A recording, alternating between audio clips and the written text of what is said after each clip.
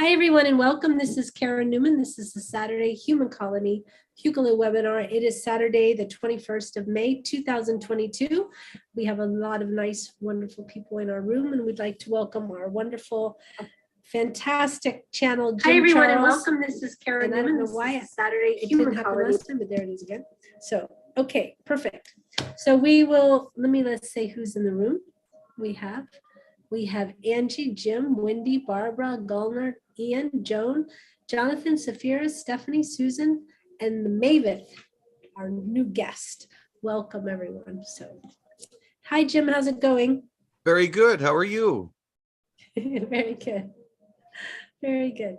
So, and we also have Safira in the room with Jim. So yes, and she's also online. So and online. Well, there you go. She's two places. Does she count twice? So we have nope. Okay, all right. But she counts twice here and there. Okay. So she's how do you say bilocating, yes. Bilocating, right. Angie has an announcement, I think. Go ahead, Angie. What's your announcement? Thanks. Hello, everybody. We have our next online Hucolo class scheduled. It is a Galactic Energy Healing teacher class. It is set for just one day, Saturday, July 23rd, from 1:30 to 6:30. And we're just going to do it all in one day so that it doesn't take up a lot of people's time for 2 days. And if you're interested, please email classes@hucolo.org. The cost is $150. And like I said, it's 1:30 to 6:30 Eastern Standard Time, Galactic Energy Healing teacher. Perfect. Okay.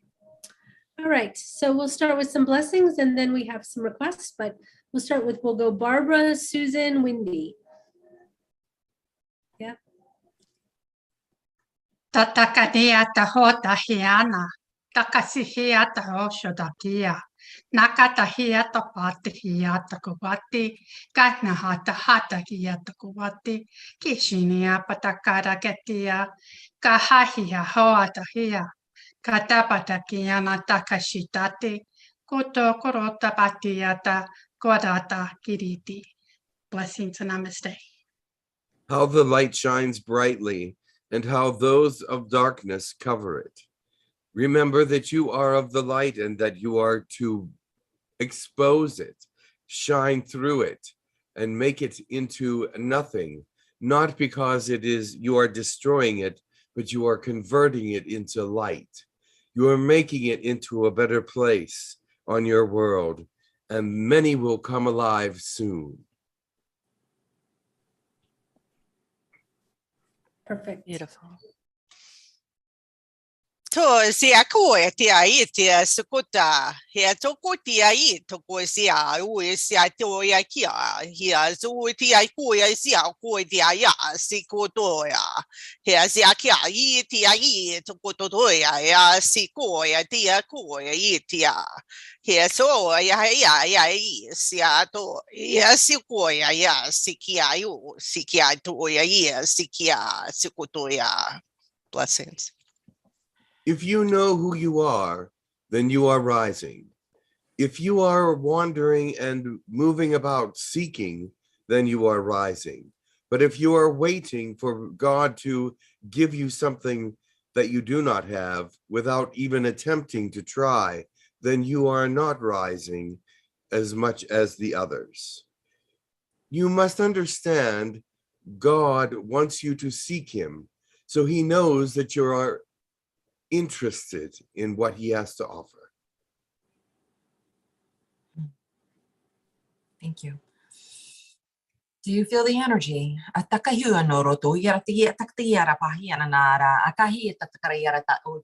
you feel the love?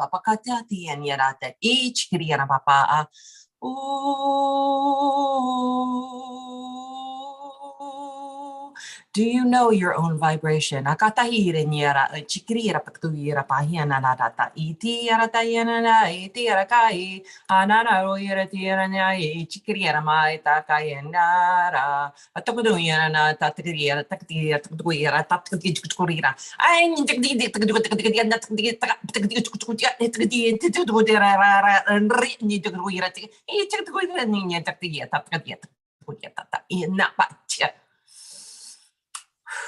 There are many Ooh, different light codes and many different other codes from the Matrix reaching your world. They are coming now to bring into those that can accept them the greater understanding of God, the greater understanding of the time in which you live. Remember to keep your eyes open and your heart open for these things. Many protect their hearts and minds too much and allow nothing to get in. But remember, God is going to come. God will be with you. And if you seek properly, you will not be overcome by negativity. Allow that the light seek you out and you seek it.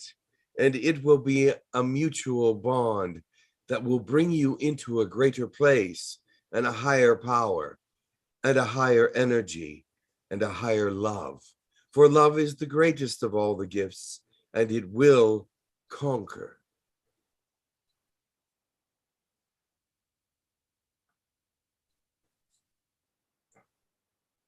Very well. Thank you. Thank you. Okay, so we're ready whenever you're ready, Jim, and we'll see you when you get back. Yes, Oh, well, should- read the list of people. Yes, let me do the list of requests, Yeah. and the people who just came in, if you can type a request if you want. Vishnu is a request. Vishnu, Elijah, someone from the Greek or Roman pantheon. I think Athena's Roman, isn't she? Cryon, Pleiadian Council in charge of Ascension, Tukur, or any of the Egyptian people like Ra or Anubis, the Galactic Dragon Collective. That's what I have. All right. And anyone Whoa. else wants to come through. Okay. Hmm. There's others out there as well. It's interesting. I sense a lot of different beings there. All right. Okay. Very well. Let's All right. see who is coming. Okay, perfect. Okay, and Angie's going to be watching YouTube, everyone, so she'll answer your question, or she'll take your questions for you. Okay.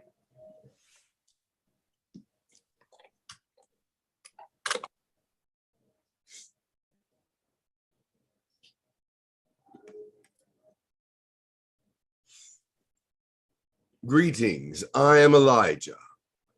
Today, I want to talk to each and every one of you in a personal way.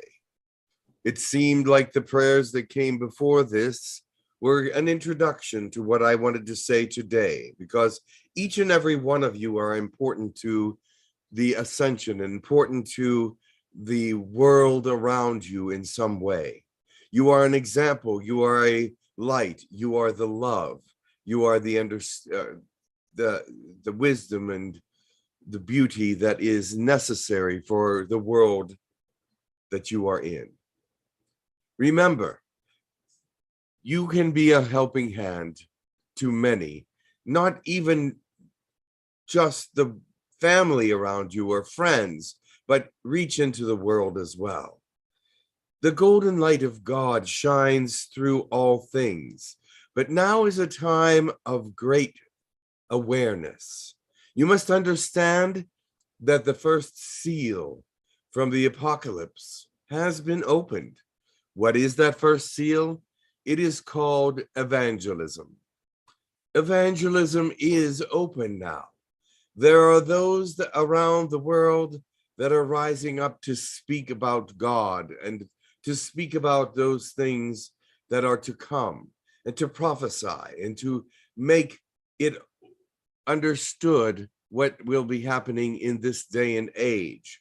Do not be shy if you know what God is saying to you and wants God to report to others. Do not be hesitant. Do not be held back by your own fears. If you look into the Bible, you will see that there are many that were held back to some extent by their fears, but finally, when they gave into them, when they gave into those fears and answered the call of God, they became great and wise and loving. And a message to all the peoples of the world came through and came forth. And that is what is happening. You are to be a messenger to the world. You are to be a writer to the world. You are to be an opening for the heart to the world, one way or another. There are many, many stories of how fear held people back and they regretted it. But there are many stories how they overcame it and became great and became part of God's inner circle, became God's elite. Right now, it is the time of great awareness. I said that before, but you must be aware of all the things around you. Things will try to stop you or try to get in your way or try to make you more negative or try to bring out the worst in you. But this is a time where that has to be overcome. You must overcome these negativities. You must overcome these mindsets that you have for yourself. You are in a cycle of the same thing going over and over and over again. You do the same things. You listen to the same information. You know the same understandings. You're in a cycle in your mind. You must break free and move forward. You must grow and be enlightened. Do not be afraid of enlightenment. Some people think it will take away their humanity. Some people think it will take away all their emotions and things of this nature. It's not true. You're still a human being just like God made you. But when you give yourself over to God and the Spirit of God, then you become something greater. And all these things are enhanced. The body, the mind, the soul, the spirits, the emotions, they're more enhanced and they're more in control as well. And you can feel and know more than what you know now. Some of you are coming into this. Some of you are understanding of what that is, but others of you are still trying. And I use the word trying because you're pushing yourselves into the wrong kind of thought process. It has to be an easy thought process for you. It cannot be a thought process that makes you uncomfortable. It has to be a thought process that you can grow in. Can a plant grow in complete darkness? No. Well, some can, but not many. Can a flower grow without water? Some can, but not many. Can a flower grow without sun? Some can, but not many. There are exceptions to the rules, but you need to be fed by God, be put in the light, fertilized and fed and watered, and growing in a way that is a tribute to God, a tribute to your own life. Many of you are doing that already. Many of you are rising up, and many of you are absolutely aware of what is happening all around. I would say to you, grow aware of these times. These times will interrupt your thought process. These times will make you aware of the negativities that are all around. But you must find in yourself the strength and the power, with God's help, to move forward. Is that possible? Yes, it is. Some of you say, I just can never seem to feel the power of God, or never seem to feel any kind of love from anywhere. I feel alone, and I feel damaged, and I feel like everything is not right. Things are out of order. You must get yourself into alignment with who you are.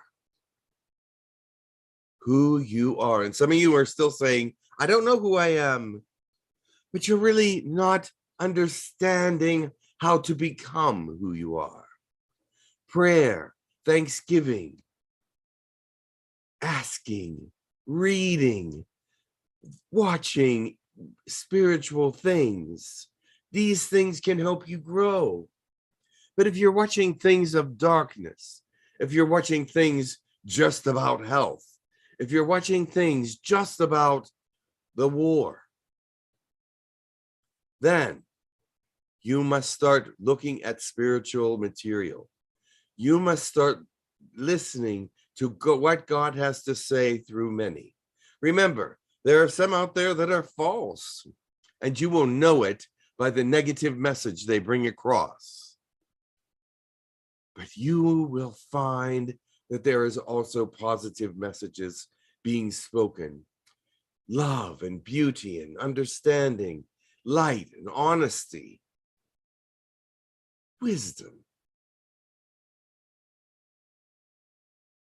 Find it, learn from it, grow with it. God loves his children. Love God in return. You actually must open yourself to him before he can come in, because you have the free will and he will not disturb that. He will not disturb your free will. But if you open yourself to him and start seeking and reading the right things and doing the right things and feeding your heart, mind, soul, and spirit and emotions the right things, you will find him and you will grow. And you will become great, because this is what he is looking for. Blessings to you all.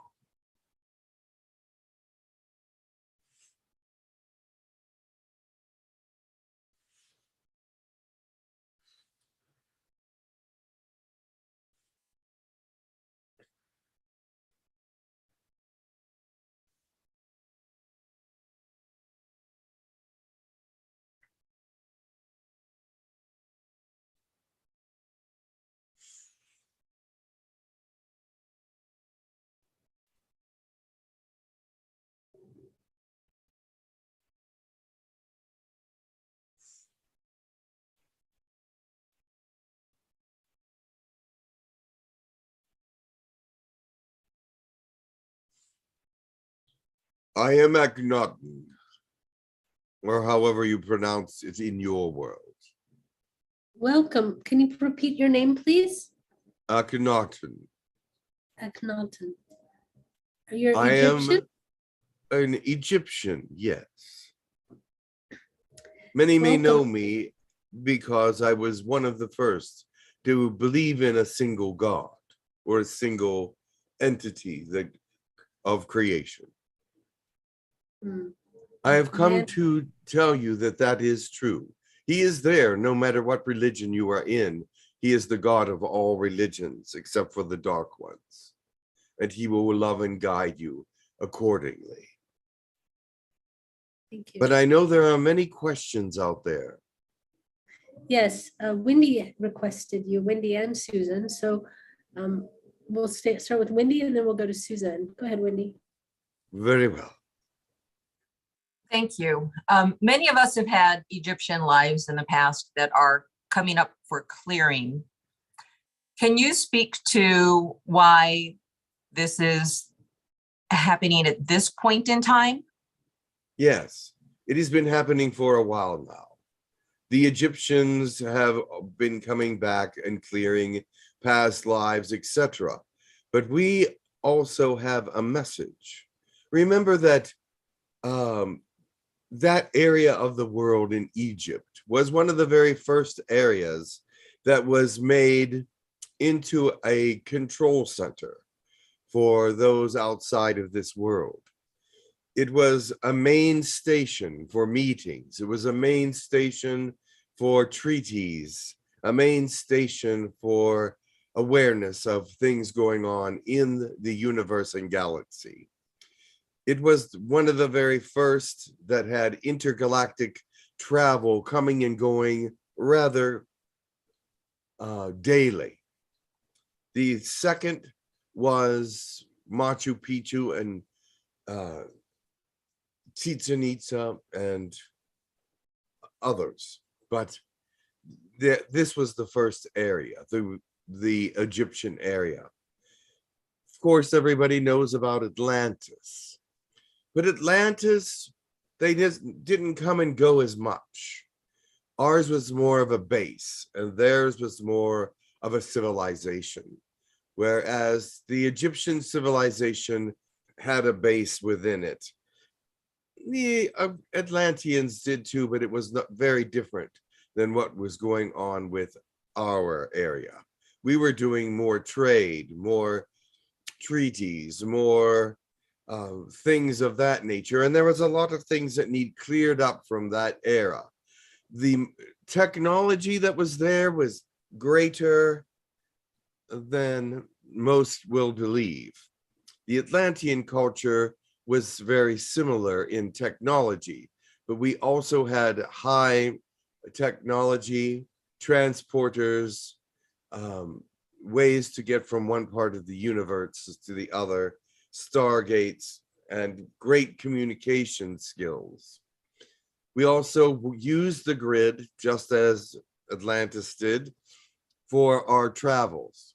And you will notice that the grids, if anyone has ever seen the grids of the Earth on a map, they will see that they connect all the major civilizations that were on the planet at that time. And ours was no exception. Cheops and the Egyptian pyramid area exactly intersects with Stonehenge on the same grid line. And so therefore, if you were to know that, you would see that it was easy to move from one place to another on the grid with unmanned vehicles and things of that nature. We could just send them off and they would get there delivering whatever it is that needed to be delivered, or giving the messages that were needed to be delivered as well.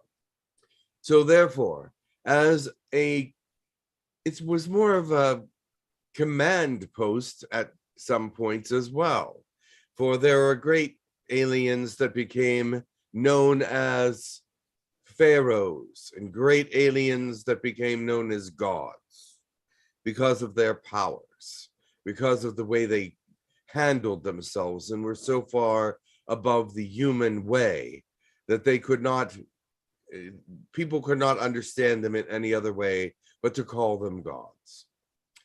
Even though they did not seek that title in the beginning, they sometimes latched on to it because it was easier to go along with the people and manipulate them with those terms than it would be to just say that we are your leaders at the moment.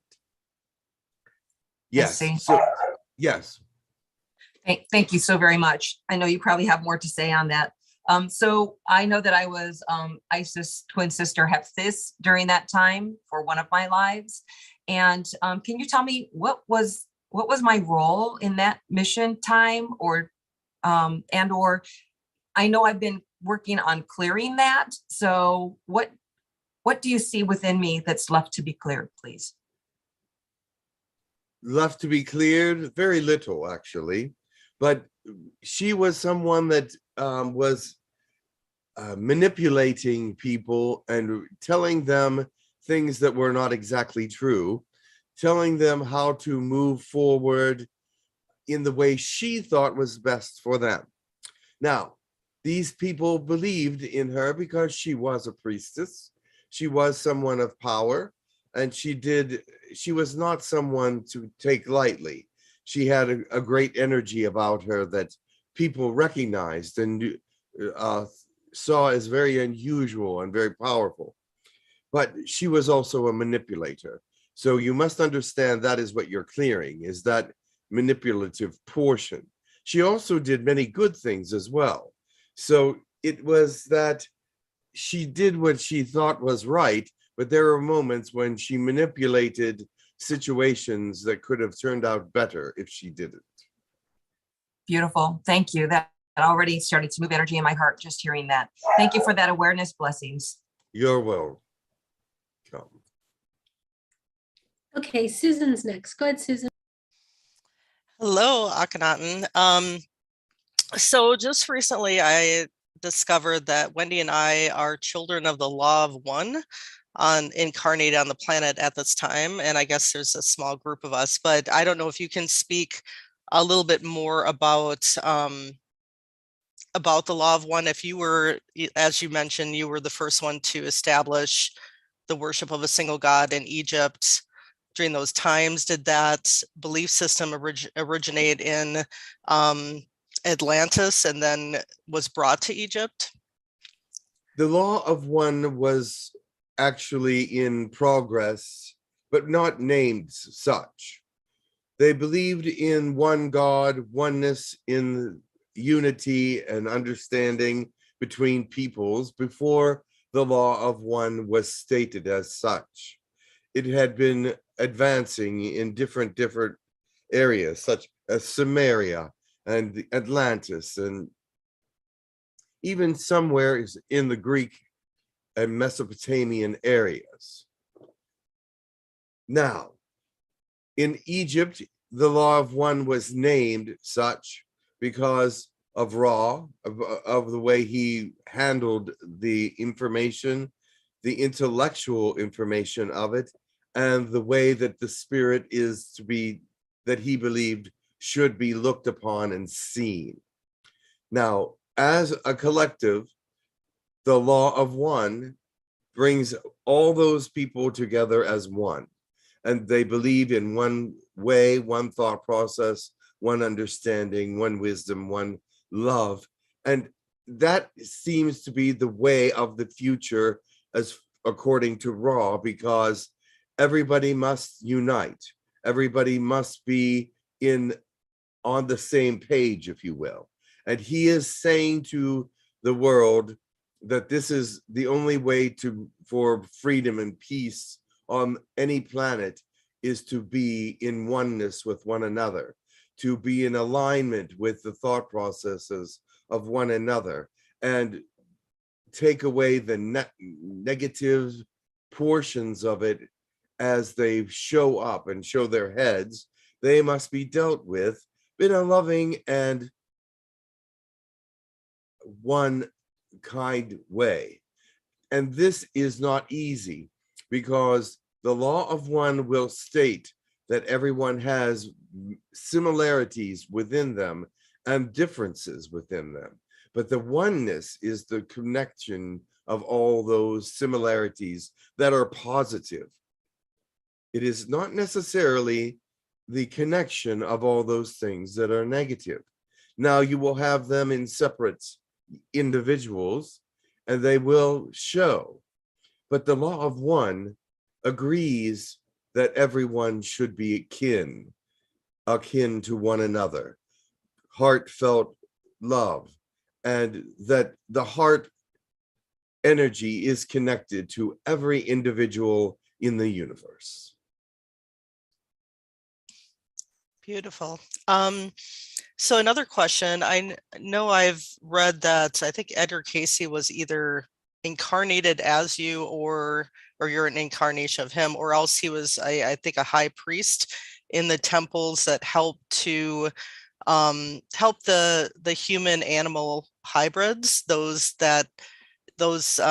human souls that had enmeshed, their consciousness into into animals and created these hybrids at the beginning, and that there were temples in Egypt to help remove some of these animal appendages, help to return those half human, half animal hybrids back into connection with their human consciousness, and help to remove any animal appendages and make them more into a human form. And I don't know if you can speak to some of that work that was done in those temples. Well, if they were able to be saved, in the sense that their minds were not all, I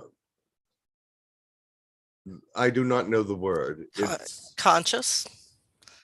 Well, I was thinking of a word that made them all very wild. There was a wildness to some of these creations that could not be overcome, because they were not, even though they had somewhat of a spirit within them, their soul was compromised in some way. And so with these kinds of beings, bringing them into an understanding of oneness was not easy and sometimes impossible. They were wild. They were of a different nature. Not that we would let them go because of that, but some of them did not understand how to let go or would not let go. And so therefore they were returned to the wild, and that is how they moved forward. But some of them were destroyed by the Anunnaki. The Anunnaki did not like these kinds of beings.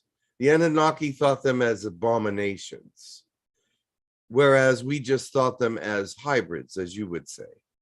But the Anunnaki would destroy them because they thought they were abominations and they should not be alive. Now, there are other species that do have animal heads. And so those species with great intelligence that did come from out there, and they did have animal features, they were not dealt with at all. They were who they are, and they were part of a civilization that was very high usually. And so those were not dealt with. Okay, that makes sense. Yeah, thank you for that information. I've always been fascinated by that. So thank you and much blessings. You're welcome. Okay, let me see who's next. Barbara has a question. Go ahead, Barbara. Hello, how are you? Good. I have a simple question.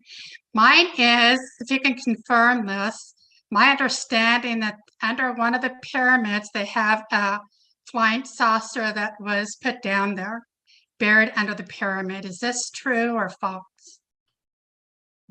Well below the pyramids, there is a craft. Yes. Okay, because I have a sense in that. Can you tell me, was it what person? Sorry, I'm losing my track of mind. Can you tell me what species the craft was? Yes, it was an Orion craft, because the Orions are the ones that set up the stargates, and they are the ones that are revamping them at this time. The stargates were very important, and of course the Orion stargate is the largest in the universe that we know of at this time. Of course, the universe goes on, and we still have not seen it all. But the thing is, Orion has the largest stargate known to any civilization that I can think of. And therefore, they have a great deal of power in managing that. That is why there's so many wars there in the Orion area, is many want to take over this stargate, or many want to be to at least have some ownership in it. And there's been many conflicts because of it. Also, There are planets in the Orion area that do not have any species on them, and they are filled with uranium, minerals, gold, and things of this nature. They're also fighting over that land as well.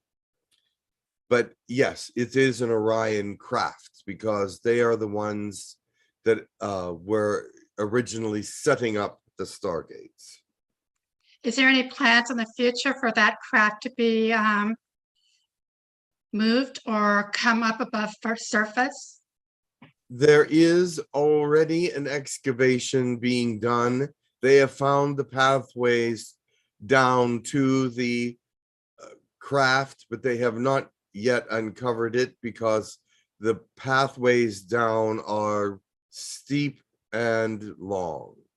It is a long way to the bottom, to the craft. And once they get there, they will find out that it is a very large craft and that the pyramid that is over it was also used for landing and taking off.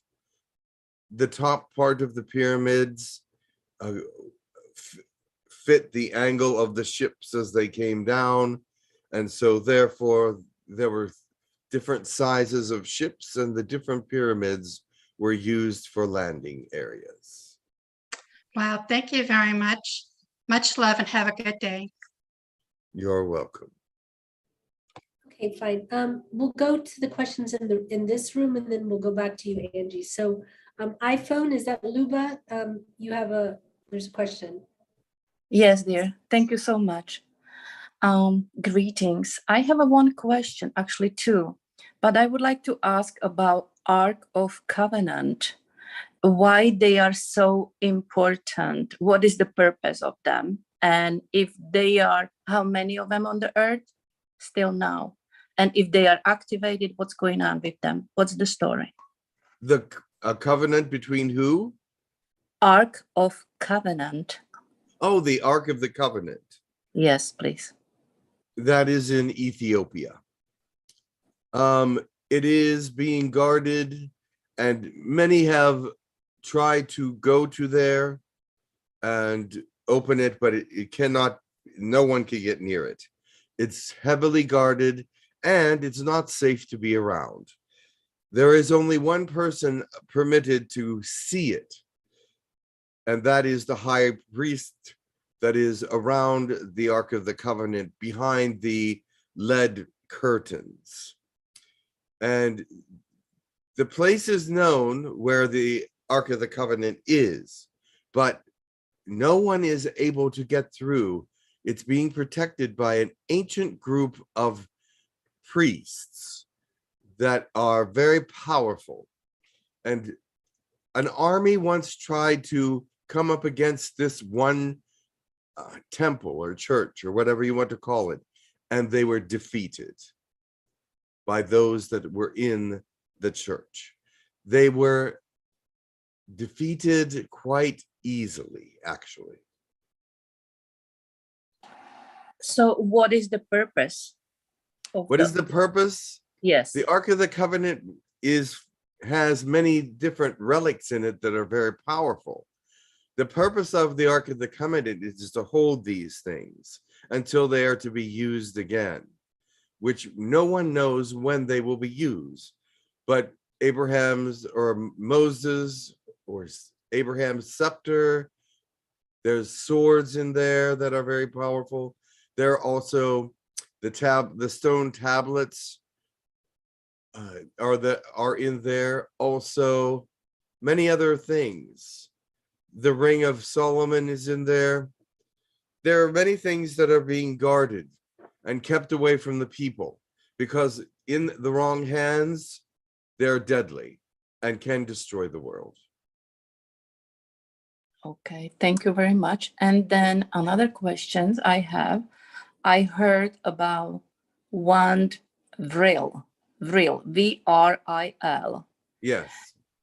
Is it still on planet Earth, and why is important as well?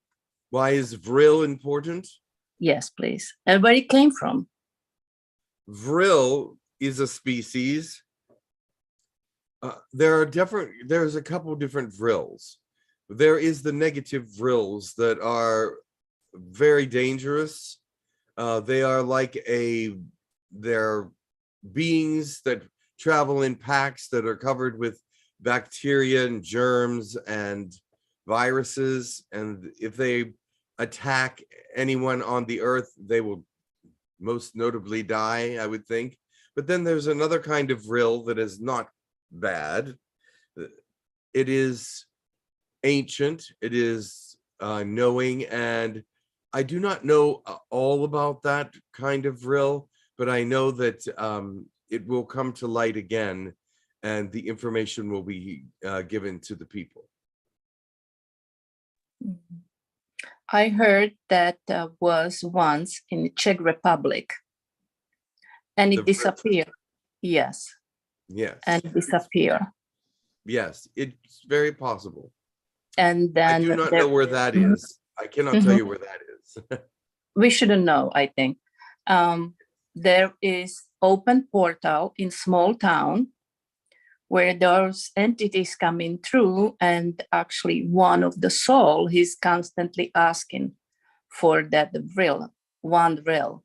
So I heard it's dangerous and it can be misused and so on and so forth. Yes. This is part of the original vril I was talking about. And so, yes, that would be, I do not know what relic or what it is, but I have heard of it and I know of it, but I do not understand what it does. Okay, that would be all. Thank you so very much. Blessings. You're welcome. Well, thank you. Okay, thank you so much. Let's go to, let me see who will be next. Ian is next. Good day. Hey, are you able to speak about the emerald tablets and the god Thoth? I am able. Okay, great. What is it that you want to speak? Need to speak? I have a couple of questions about the emerald tablets and their creation. And the first question is, when the emerald tablets were they written by Thoth solely, or were there co-authors? Actually, the father of Thoth and Thoth wrote the emerald tablets alone. The emerald tablets can be seen in many different ways. If you're looking for wisdom, knowledge, and understanding of the future, the past, and the present, then they can be of a great value to you. If you're looking in positive ways for them to speak to you, they can do so. However, they hold many dark truths as well, and they can be also opened to illuminate darkness and the darkest of the magics that existed. What the tablets are consist of all good and evil at once and can be used in different ways. Once you start reading the emerald tablets, they will change and mutate. Every time you read them, you will see something different, know something different, or be challenged by something in the tablets that you were not aware of before. It's a constant escalation of information. And even though you're reading the same words you believe over and over again, it is mutating into different meanings and different understandings. And do those tablets also contain codes that can be used to create other dimensions, not other dimensions, but other places or other portals? Yes, they do have codes, but you must have the understanding of how to use these codes. They're very futuristic for this planet, and they're very ancient as well. Like I said, these codes are there to actually open the tablets to higher and higher dimensional and density thought processes. They also can open vortexes to different places. If you are able to understand what you are reading in the tablets, you will gain great knowledge and understanding. But this can be also a negative thing. With absolute power comes absolute destruction in many cases.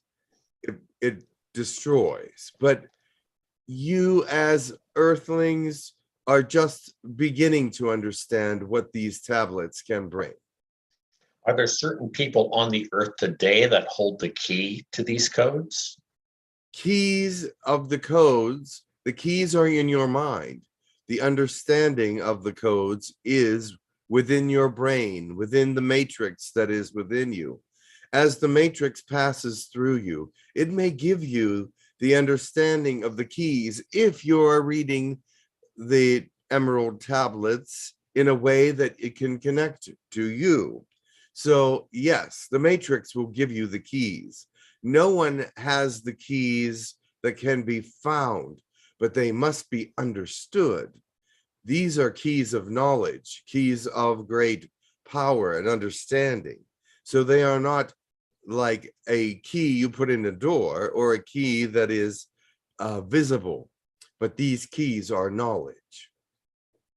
Okay, and the entities that hold these keys or knowledge, do they incarnate, or are they reside on the earth today, incarnated in a human or in humans? There are some that do incarnate for the purpose of carrying out a destiny that they believe is theirs. Now, in saying that, I do not say that necessarily it is God's will that they be there, but they have chosen to come to do something that they believe is necessary for the future. Okay, last question, real quick. Are you able to tell if anyone who is in this room with us right now on this webinar is a holder of that knowledge of the codes? There is some knowledge here, yes. I see that there are some that hold some keys in some senses. These are not dramatic keys to great power, but they are keys to a higher function. And they are keys that will open up higher powers if used properly. Right. Okay, great. You provided a great, greater understanding for me that has on information that has been brought to my attention recently, and you just confirmed a lot of it. So thank you very much for your help. You're welcome.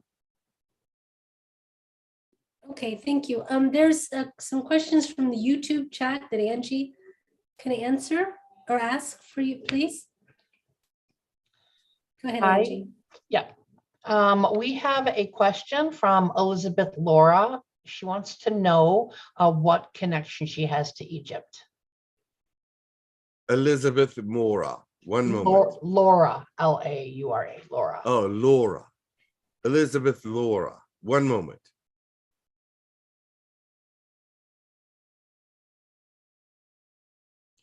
She was at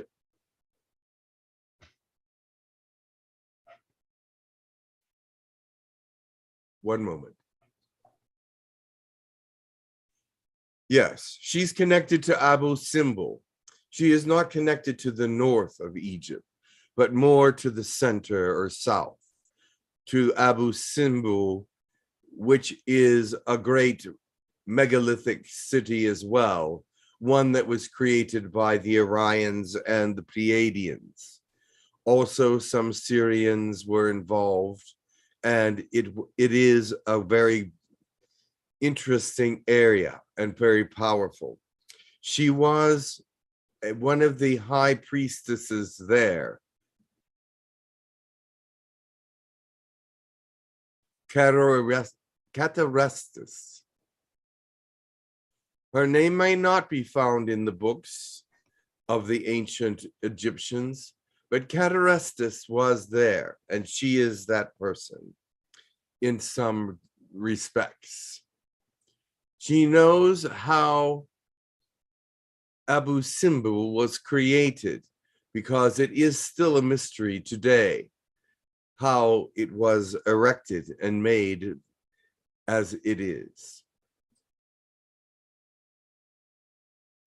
Thank you.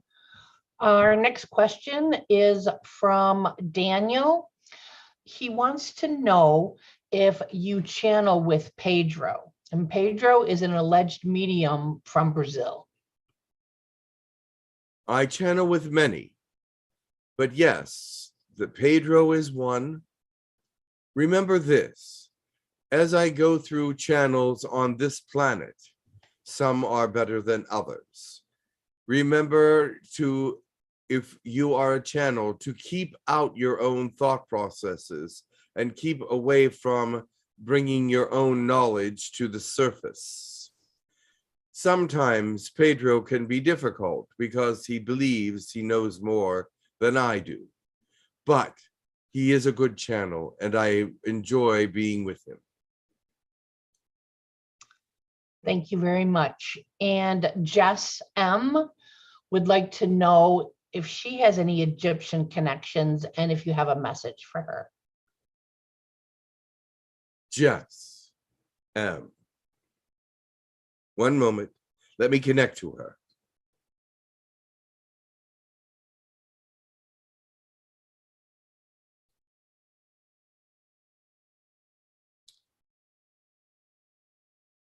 She was she was a concubine to Ptah, but she also served as one of his confidants.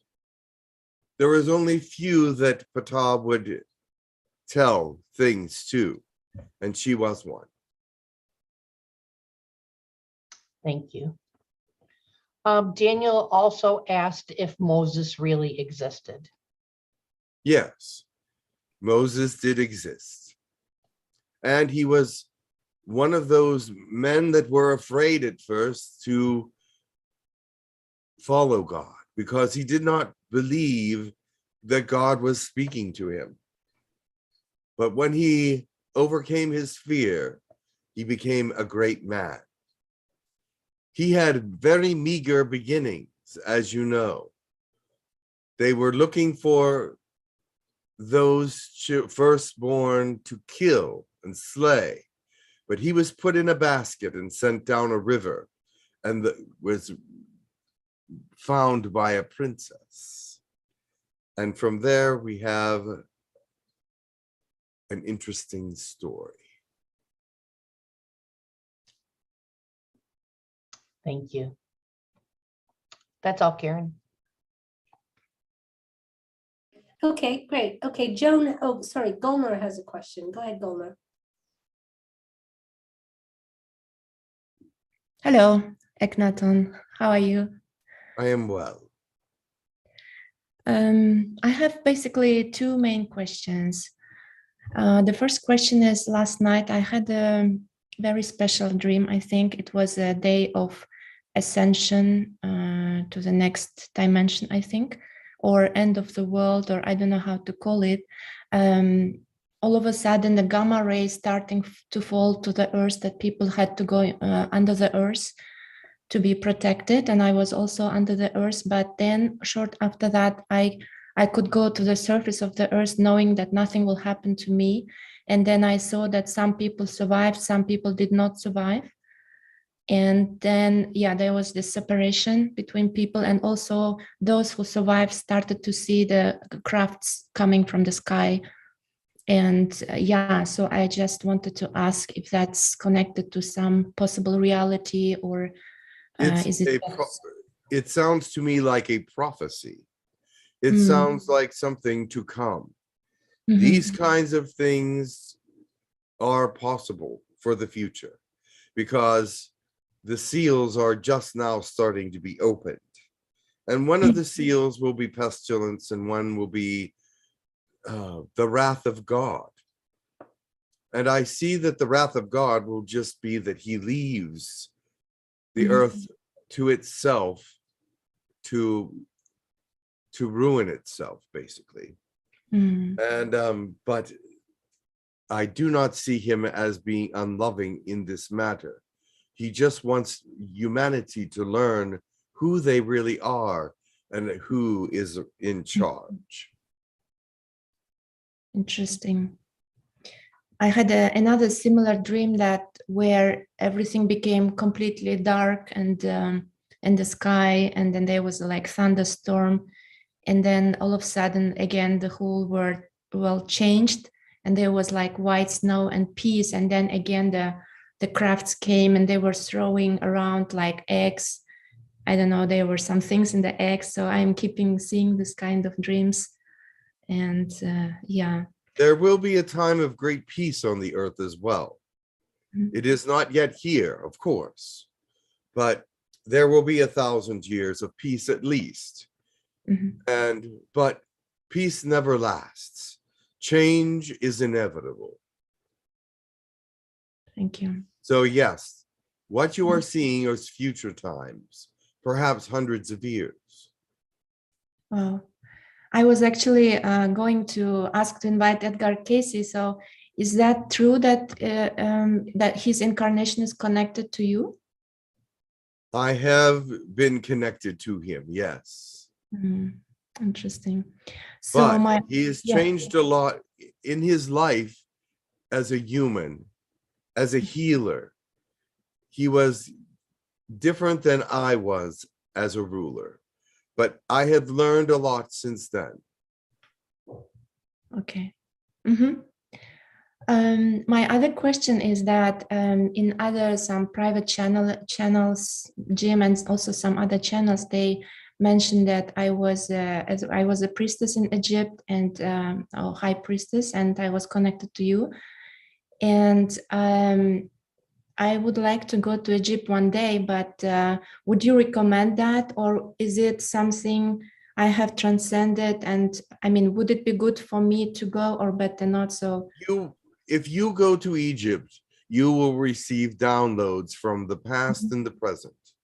The reason for this is Egypt is alive with energies and with messages. It is a place where the return of many will be there. The Stargate is not yet working there, but it will be, when it comes to life, it is the largest of all the 12. So can you recommend any particular place to visit for me? You would be good to visit Cairo and Alexandria. So any particular place there, or just I would tell you to go to the pyramids. That's where you will find some of the Sphinx, some of the energy there. But when you go through the museum, you will find relics there or things there that will be very familiar to you. And that is what I want you to see most of all. Is there a particular time you can recommend, or it doesn't matter when? No, that the timing is all up to you. Okay. Thank you so much. You're welcome. All the best.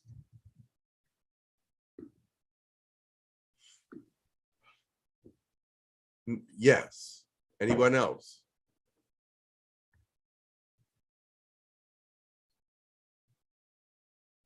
Hello? Yes, there are a couple more questions in the YouTube chat.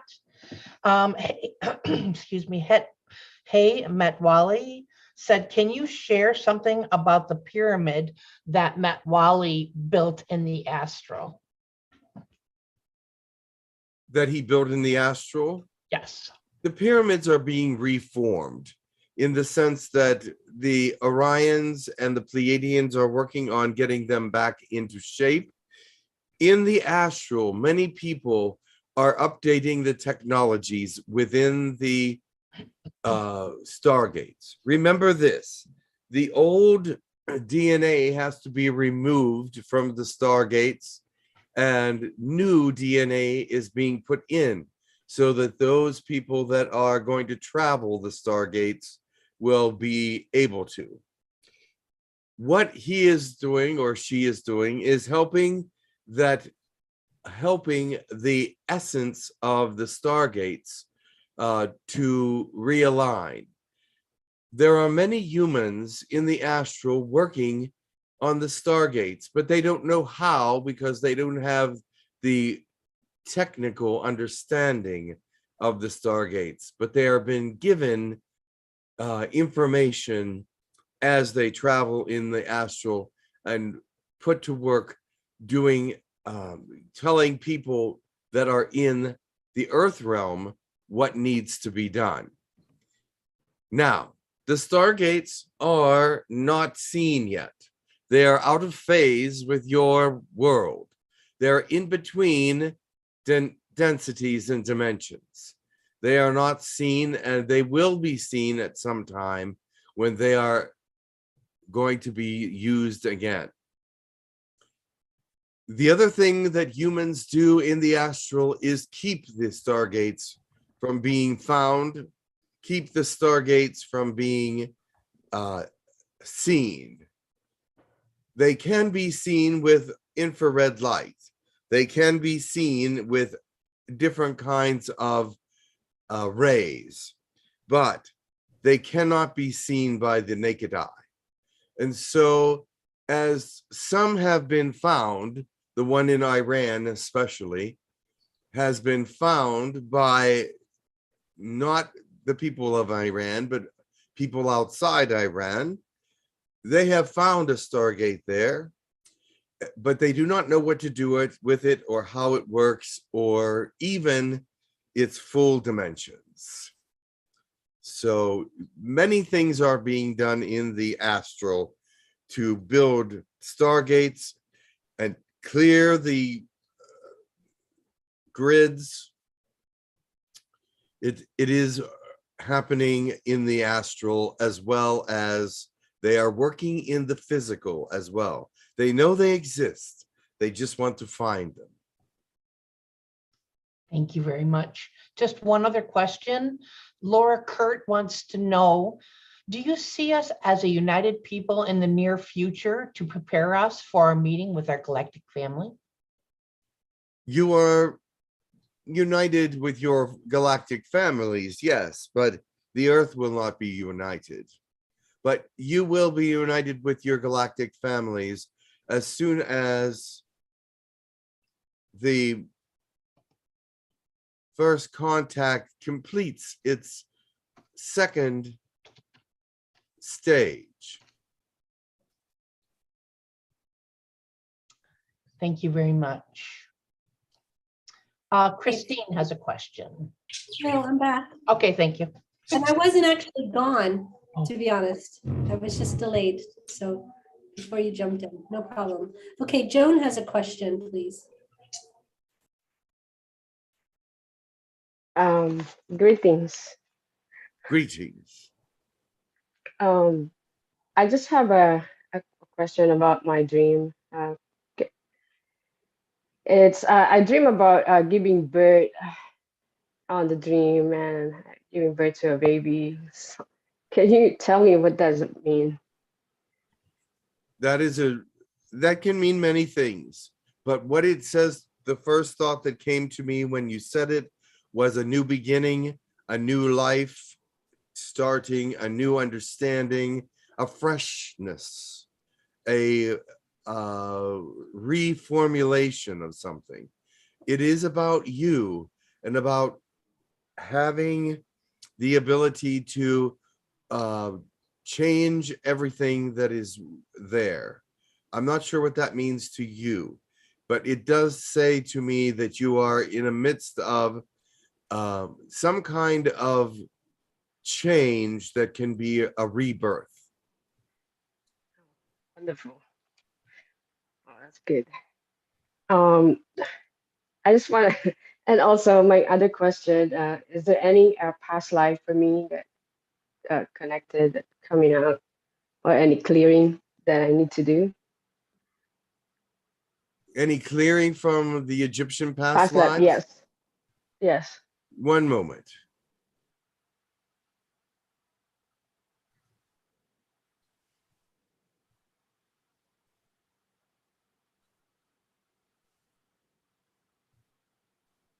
I do not. You worked with Anubis. You had a very unusual job with Anubis. You helped prepare the bodies for the travel across the river Styx. But you do not need to be cleared of that, because you already have been cleared in some of your past lives have already cleared that, and you are highly skilled with your hands at that time, and I'm not sure if you still are or not, but I feel and sense that you still have skills that come from that era. What's that skill? Yes, I would be with your hands in some ways. I see. Okay. Also, I know I'm one of the protector of the Ark of the Covenant, and can you tell me who am I on that time? The protector of what? The Ark of the Covenant. Ah, yes. What did you want to know? I just want to know who am I on that time. I know that I'm one of the protector to that. Yes, you were a priest in about 122 years ago. You passed, but you were a priest and guardian of the Ark of the Covenant. The Ark of the Covenant has been moved many times, but it's been in Ethiopia for a great deal of time now. But it moved several times, and you were there when it did move. I believe you were there when it did move at one point. It's dangerous to move the Ark of the Covenant. They can only do it in certain, it has to be protected. The men that are around the Ark of the Covenant always suffer from radioactive sicknesses, because it is a very powerful ark. And yes, so you were one of those that were one of the priests that moved it at one period. I see. Thank you. You're welcome. Okay, Christine has a question. Go ahead, Christine. Greetings and blessings. Greetings. I was wondering, did I spend any time in Egypt? Yes, one moment. Thank you.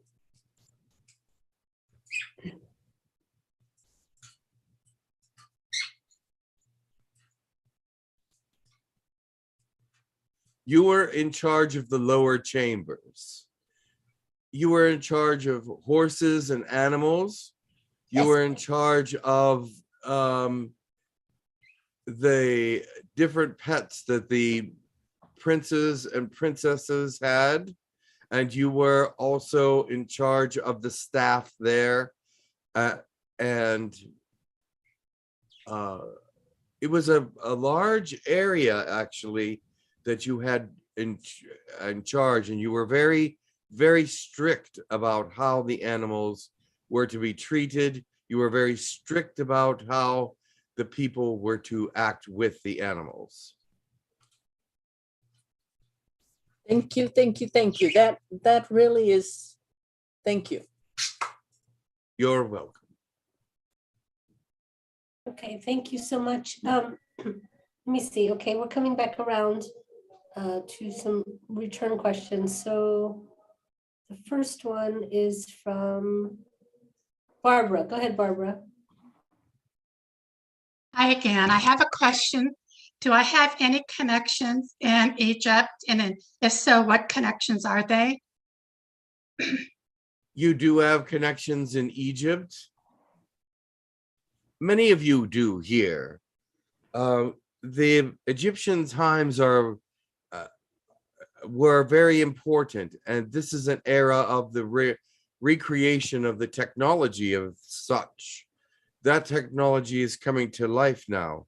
You were someone that was alien to the planet, and you did work on the technology. You were somewhat of an engineer, somewhat of an artist with circuits and electricity and crystals and things of that nature. You seem to be able to fix things rather easily, and were able to use circuitry in a very artistic way, in a sense. It always looked very nice after you were done, but it was always very powerful and put together perfectly. Well, thank you. I also feel like I have a connection with Nefertiti's. There are many that have connections with her. Okay. She had many different servants and slaves. She had many different connections to other of the beings that were in high positions at that time. And you were also her messenger. You were also her one of her confidants. Well, in a sense, she would talk to you because you were smart enough to listen and understand, but she wouldn't tell you anything extremely important, but she did like talking to you. So you were a messenger, and whenever you would bring the messages, she would sit and talk to you for at least 20 to 30 minutes at a time. Okay, thank you very much. Okay, thank you. Excuse me. Susan has a question. Go ahead, Susan. Hello again.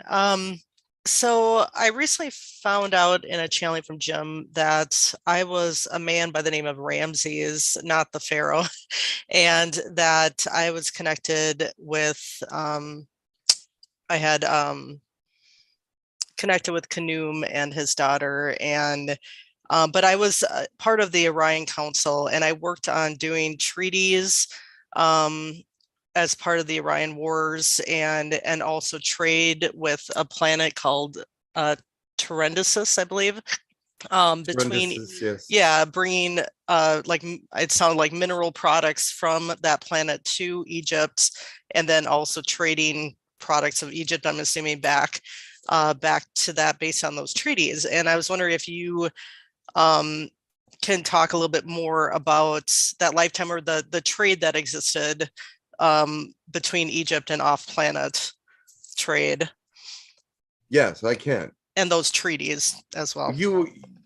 Of course, Ramses was the name of one of the pharaohs, but you were not Ramses, one of the pharaohs. You were someone that had that name because it was actually a common name at that time in the Orion realm and in a couple other realms as well. So the thing is, yes, there was a great deal of trade going on because it was at the edge of the galaxy. You understand, at the edge of the galaxy, there's a lot of trade goes on at the end of the galaxy because it connects with the next galaxy. If you're at the edge of one galaxy, you will definitely connect to the galaxy next to you in some way, even through a dense, sparse area of time. There's still stars out there that are not connected to galaxies. They're sort of stars that are set in the middle of space somewhere, and well, I get off topic, but yes, you were a trader with other galaxies as well, because that place at the edge of the galaxy was very good for you, and other trade was very possible and easier, especially with the alignment of the galaxies the way they were at that time. It was in direct communication with some of the higher elements of the other galaxies, and trade was very good for you. The other thing is, you were trading gold at very high prices because gold was needed in this other galaxy toward the edge. It was not a real common thing, not a common material, and so it's very valuable. to the universe and to every world. So you were doing a lot of gold trading and radioactive trading as well, because that was another thing that powered some vehicles in other realms, but a lot of realms learned how to use it in safer ways. And I cannot go into all that, but it is that you did a great deal of trade at the edge of the galaxy. So was the gold and radioactive material products that came from Earth to be traded to No, other galaxies, or it came from other galaxies to Earth? from the planet that you were talking about, Okay. much came from there, but you also had many different contacts to get you were one of the great traders at that time in the Orion realm as well as the earthly realm. Okay. And so what products were taken from Earth to be traded? Well, the Anunnaki were digging for gold always. That was what they were there for to begin with, but they also did a lot of DNA work. But the Anunnaki sold gold to you as well, and that was something that was traded as well from the earth. You didn't like dealing with the Anunnaki as much. They raised gold prices several times and you weren't happy about that. So but they did have several gold mines that were open, and they had quite a bit of it on hand. Okay. And was Tyrannosus part of our galaxy, or was that in a different galaxy? Orion. It was in Orion. It was in Orion. Okay, it was one of the planets there. Okay, that's all for my questions. Thank you for clarifying. You're welcome. Wonderful information. Thank you. Let's see. Susan, the second question. I believe Luba had another question, if that's right. Yes, yes. I just want to ask about that Sphinx, whom supposed to have a closed eyes. Can you tell us something? What happened? Why? If this is true, this is something powerful. So please, can you share a few words? Does the Sphinx have closed eyes now? Yes. I saw a picture on the internet. There was always open as far, and I don't know how much is true. Of course. The face of the Sphinx have changed several times. The original face of the Sphinx was Anubis. But as you see the paws and everything that are the base of the Sphinx. But the head is now human. That is not what it originally was. It was actually Anubis. And Anubis had the head of it looked like a wolf or a dog or something of that nature. I'm not sure how it actually looked. I was at a time when Anubis's face was not on it. It changed several times. Some of the pharaohs wanted their faces put on the front, and so they just used whatever was there to change the face, but they did not change the base of it at all, of course. But some of the pharaohs did change the face, and if you'll notice, the head is slightly smaller than it should be, and that is because the face was changed a few times and it was carved out, but they were told to carve out as little of the stone as possible. They wanted to keep it as in tune with the body as they could, but it changed several times. So it was human interaction? It was the final face is now human, but the original face was not. What about those eyes closed? It seems like happened overnight. I'm not sure. I really am not sure. I am not sure about the eyes closed. I will have to look into that. Okay. Is that something that happened recently? Yes, this month. This month? Yes. the eyes of the Sphinx closed. Yes. Interesting. I will have to look into that. I was not aware of that. Mm. And then one last question, if I may. I heard that when all pyramids around the world align with in a light grid, we can use them as a chamber of healing. Is it true?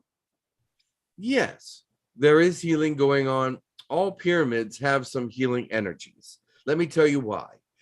The way they are formed, they collect energy, and they collect positive and powerful energy for human life to be sustained, and other species as well. So as you are in a pyramid, it is of great power and healing. And they did have technology attached to pyramids that when activated, it did do some healing. They had healing sarcophaguses. They looked like sarcophaguses, but they were not. They were healing beds. So will we, us in this group, will be able to see such a things happening in our lifetime? I hope so. Okay. Thank you very much. Thank you. You're welcome. I do not know what will happen in the near future. Your world is in a very undecisive manner at the moment. There are decisions to be made that could be of great wonder and wealth and health to you, and there are decisions that can be made that are of great destruction. As it has been predicted, I believe destruction will happen. However, there will still come peace afterwards. You are not on a very positive course in some ways, in the government means. Thank you. Thank you. Yes. Okay, thank you very much. Let me see. Safira has a question. Thank you, Karen. So the first question, first of all, hello. Hello. The first question will lead to the next one. How far after Moses were you ruling Egypt? Moses. I mean, not Moses. I meant when Moses was alive. Were you after that time or before? I was before. Oh, okay, because they did not have a one God system. No. It was only during my reign. As soon as my reign was over, they went back to polytheism. Oh. They did not like it. Okay, thank you. So my question is, I always had the thought that if Moses had not killed that Egyptian guard, he would have stayed in Egypt. He would have become the next pharaoh because supposedly he was favored even above the firstborn son. True. And then he could have changed the world from where he was. And I was wondering, did he make a big mistake killing that No. Egyptian? No, because he would not have ruled the world the way you thought he would. Being with God, he was able to change the world in a positive way. If he were to become Pharaoh, he would have One ruled second, the one world. second, 1 second.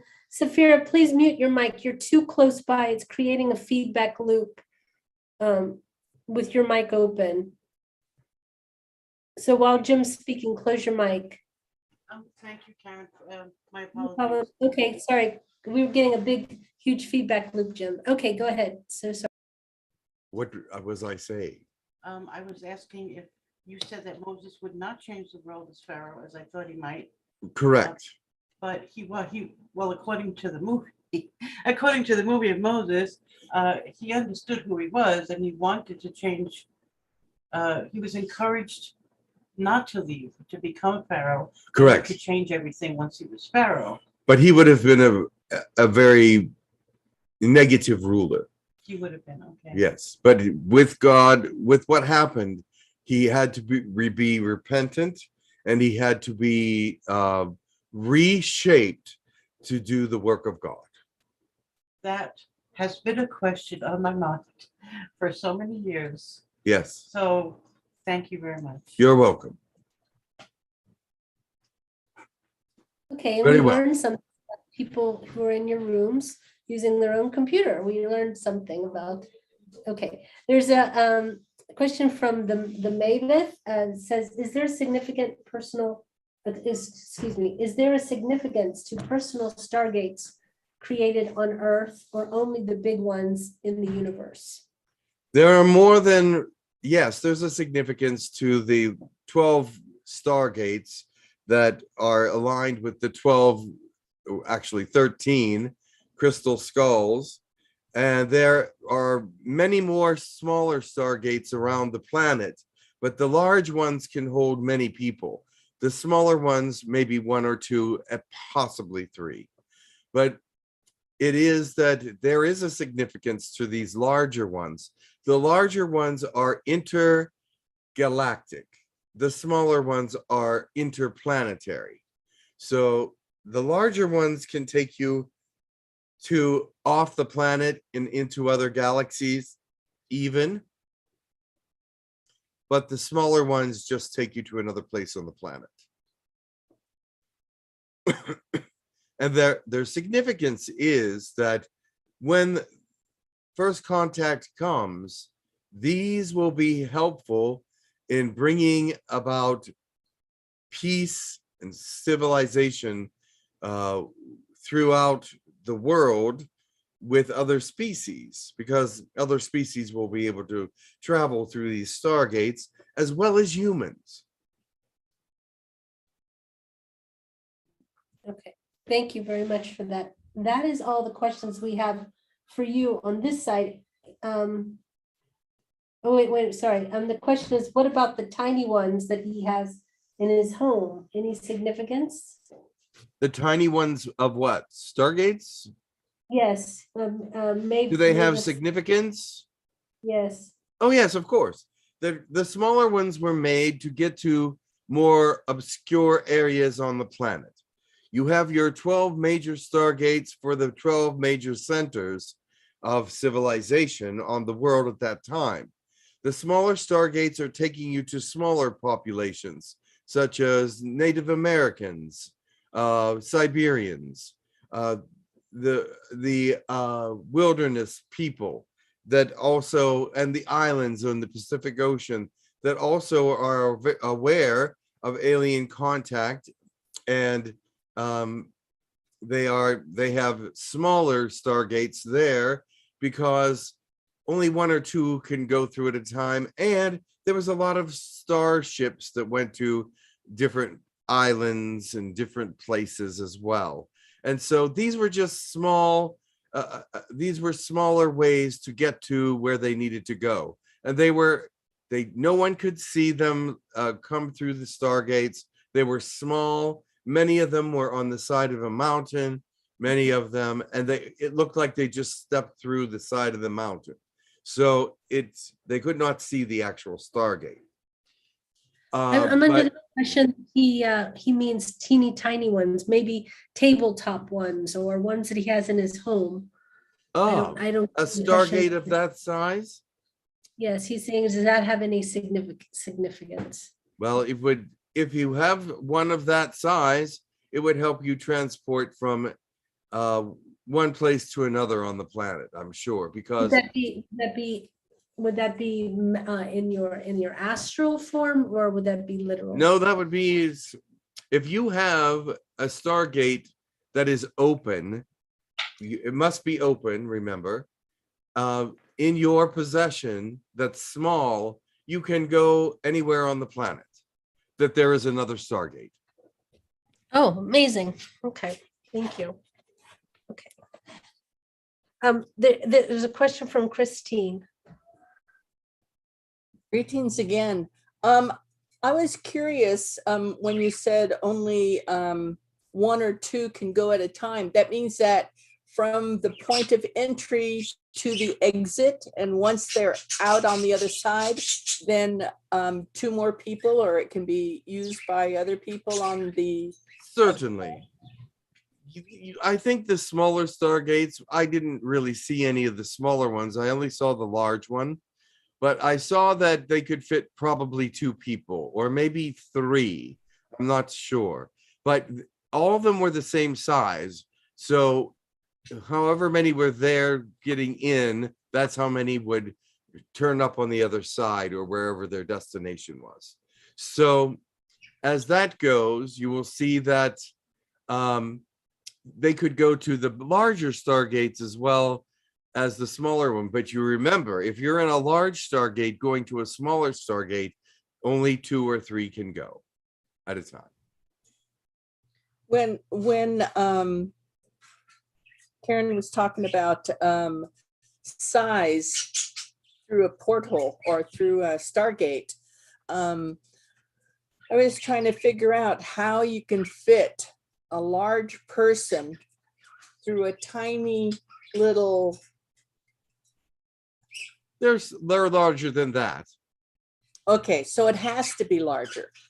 Yes, but it's not as large as the big ones. No, the but big ones are very big, and the small ones are the size of maybe the entrance to a cave. Okay. My science fiction writing self was trying to picture that one. Yes, they're not very large. They're flats. They can be seen as a flat space on the mountain. It's a Yes. place that's flattened, Right. and there's a sort of a place to stand. But when you disappear or appear from these stargates, it looks like you're just coming through the mountain. Who is the one that we as people can't build our own stargate, right? No, not yet. But I'm sure NASA and other places have decided they know how to do it. Certainly your space program has. Probably through CRISPR technology. Crystals are very important, yes. CRISPR, it's a technology of modifying the DNA of people. Oh, well, this is how it works. Okay. With the stargates, you put your DNA into the stargate, a hair or a drop of blood, whatever it is. Yeah. And that piece of DNA, I would put it in a tube or something so that it stays in one place. Uh-huh. But some people just threw a hair in or whatever. But anyway, it's cloned to every stargate that exists. And that way, putting your DNA into the stargates helps you to be able to travel through and come out whole on the other side. Wow. Because as you go through the stargates, you are decomposed and put back together again. And your DNA has all that information in it to put you back together. Some stargates you turn to light. Some stargates you turn to a molecule of vibration. It works differently with other planets, but the stargates on Earth, you turn to light, and then you turn back into matter. But what happens if you go into a stargate and you end up on a planet that doesn't have oxygen or doesn't have the same atmosphere as you're used to? Then you're out of luck. But the thing is, each stargate has controls telling you where you're going. Okay. And what but the thing is, you have to know how to read them. Oh. For major stargates, they are divided into color patterns like red, orange, yellow, green, purple, whatever. And for the minor ones, they're numbers. So the smaller stargates, you have to know where you're going, and actually you can look at the map. There's a map outside the stargate that tells you where everything is, and then you look for that number, and it coincides inside the stargate where you want to go. And if you're going to another planet, then you will have to use the color codes. If you're going to somewhere on the same planet, you would be using the numerical codes. The Wow. reason why they did it that way is because they had to teach humans how to run these stargates and be to be Safe. careful and safe. And so, because if they didn't run them properly, they could be sent to the wrong place and yes, die. I'm wondering sometimes if the songwriters, like the person who wrote the One-Eyed Purple People Eater, if the person was on a bad drug trip, and It's wrote that knowing. Yes. Sorry. Well, it is Mine. possible. There Mine. are purple creatures out there, so Thank you. Have a great you're day. welcome. Okay, Angie had a question in the YouTube. Go ahead. Thank you. I'm not sure if I'm saying the name right, but it's Anais D. Has a question. I have always felt like the world isn't what we see and it's greater. Can you help me to understand if there's a reason behind that? Correct. Yes, because the densities and dimensions are one on top of the other. And so there is a world around you that you do not see. There are many worlds around you that you do not see. The dimensions and densities are one on top of each other, but separated by science, vibration, and by math in simplicity. Everything can be written out in mathematical terms throughout the universe, but math changes throughout the universe as well.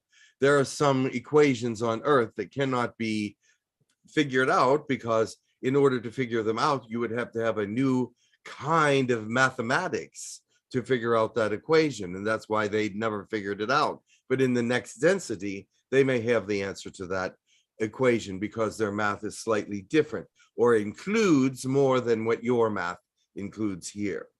So as you move through the densities, they are all one on top of each other. So I'm reaching out my hand in the third density, but I am also reaching out my hand through all densities, but I am not part of those densities, so they do not relate to me and are not part of me. I am part of this density and this density alone. If I were to change vibration and mathematics and dimension, I would end up somewhere else. And then that would be my vibration, because the density is the vibration and the dimension is the mathematics. All right. So density, dimension, two different things. Thank you very much. Braden Smith wants to know what is the importance of the scarab beetle? The spirit of what? What is the importance of the scarab beetle?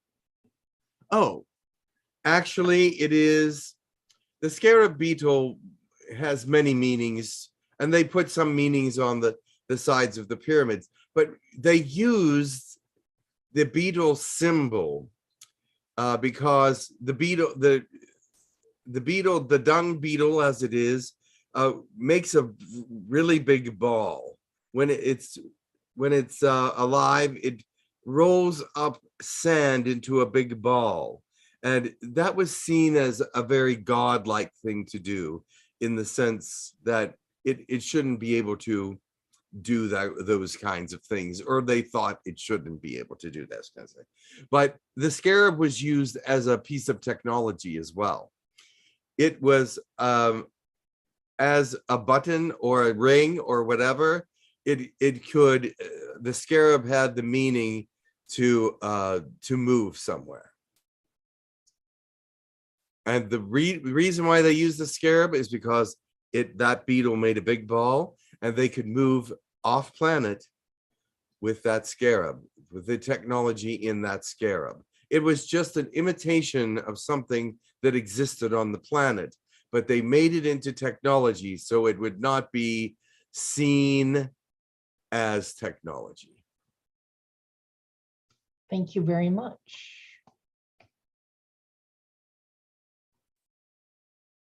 Same with the Ankh. The Ankh was a piece of technology. If you'll see that they wear it on their belts, usually the scarab is in the ring form, but the Ankh is on the belt. And the Ankh can do similar things as well. The scarab, I think, is for more personal use.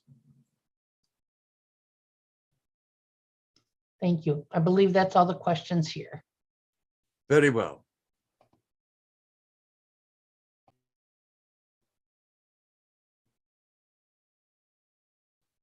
Is there anything with you?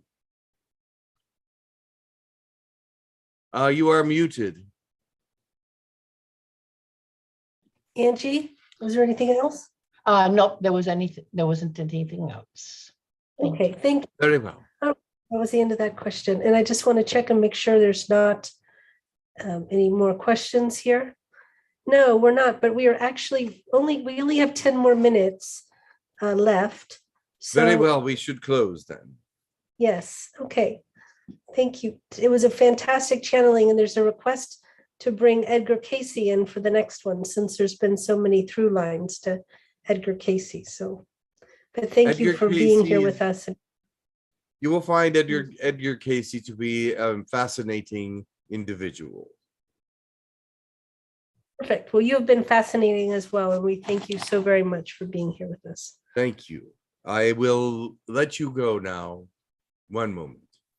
Blessings.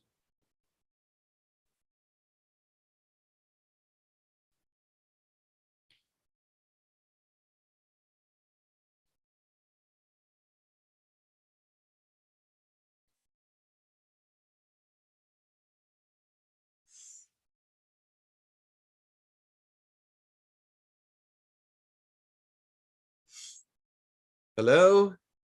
Welcome back. Very Hi. nice. Hi. Hi. Hi. Water. Water. Very nice. Okay.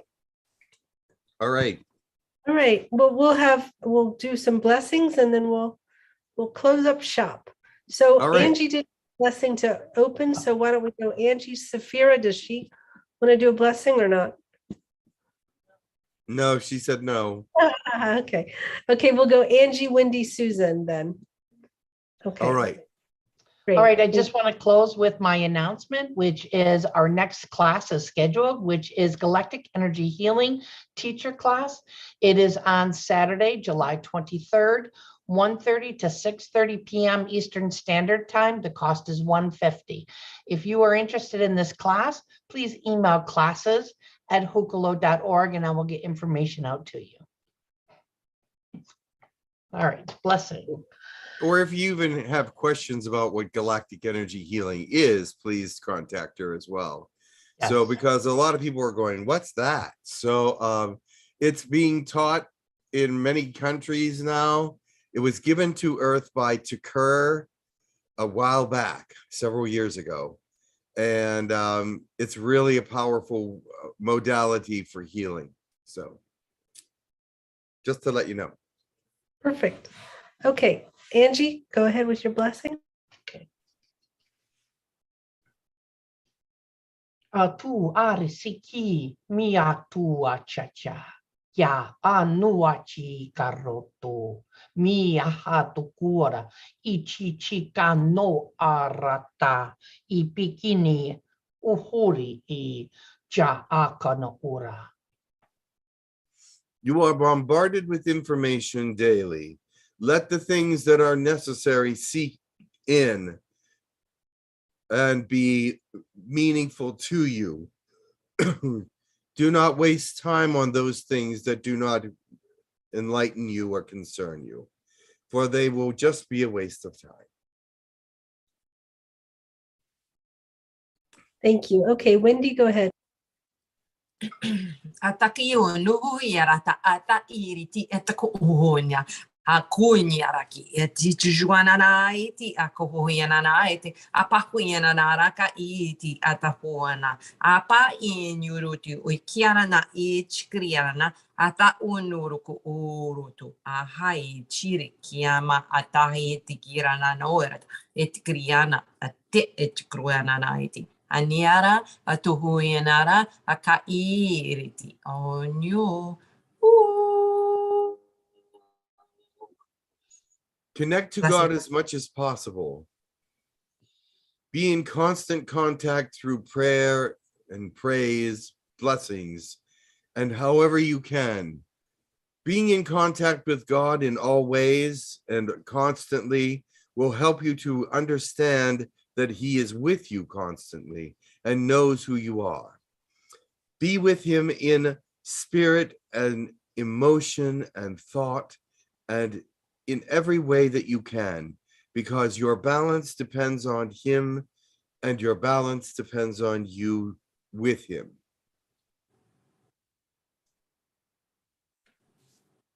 Okay, thank you. All right, Susan, go ahead. Beautiful. Tosia kia tukoia ia sia ho te kia ia sikitu ia i tukoa he azia ko tia ia si kia totia ia si koia tia he azoia ia si koia tia u si kai tia i tukoia he sikia ho sia ia toia ia tia i si kotoria ia si kitoia he suko. Blessings. There are many ways to please God. Lift up your voices and praise Him. Let Him know that you are alive and are free. Let Him know that you love Him. Let Him know that you are His child. Let Him know what all there is to be known about Him. He is not a secret being. He is not one that is hiding, but has many facets that are open and many facets to be seen. Praise God, for He is worthy of praise. All right, thank you so much. Thank you, everyone. Thank you, Jim. So we will see you in, no, we won't see you in 2 weeks, will we? Will we? No, I don't know. Am I around in 2 weeks? 2 weeks, that's right. We Yes. worked it out. I even laughed to Jim earlier. I said, Angie and I worked it all out. Now I've forgotten, but I we'll think see I'm you. here one more time before Right. I leave, Right. right? And then That is you're correct. gone. Right, perfect. Okay. And I'm going to England on the 6th of June. Perfect. And then And you'll be back. I'll be in England from June 6th to June 23rd. Perfect. So you're going to have a fantastic time there. And that's Yes. amazing. Yes. If you want to meet me at Stonehenge, I'll be there on the 21st. Okay. of Should they June. contact you by email to let, I mean, to Yeah, send? contact me by WhatsApp or email or whatever. Let me know what time of day you'll be there.